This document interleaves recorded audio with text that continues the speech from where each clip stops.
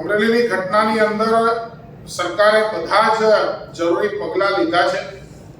સંવેદનશીલતા એ આ સરકારનું લક્ષણ છે અને કોઈ પણ આ પ્રકારની જે ઘટના હશે ત્યાં સરકાર ખૂબ જ સંવેદનશીલતાપૂર્વક એગ્રેસિવલી એ પગલાં લેશે અને એ દિશાની અંદર અમરેલીની ઘટનામાં જરૂરી બધા જ પગલાઓની દિશાની અંદર કામ ચાલી રહ્યું છે.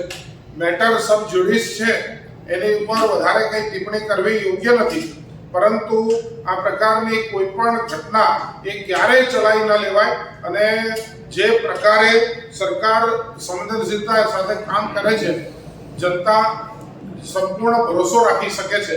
એટલે વધારે કંઈ ન કહેતા એક ભરોસો જે ભૂપેન્દ્રભાઈ પટેલની સરકારમાં જનતાએ રાખ્યો છે અને અમે એના ઉપર યોગ્ય કામ કરીશું. પણ સાહેબ, સુરક્ષાની આપણે ગુજરાતની વાત કરતા મહિલા સુરક્ષા એના આ ઘટનાનો ખાસ હોય જ્યારે આમ થતું જ હોય તો શું તમે કાયદા કાનૂનોથી તાકાત હતી?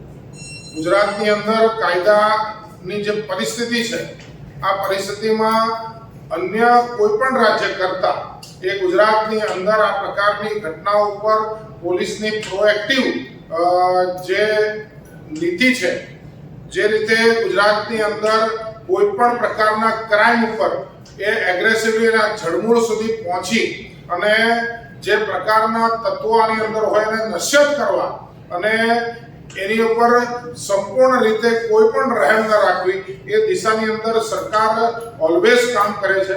એટલે ગુજરાત સુરક્ષિત હાથોની અંદર છે.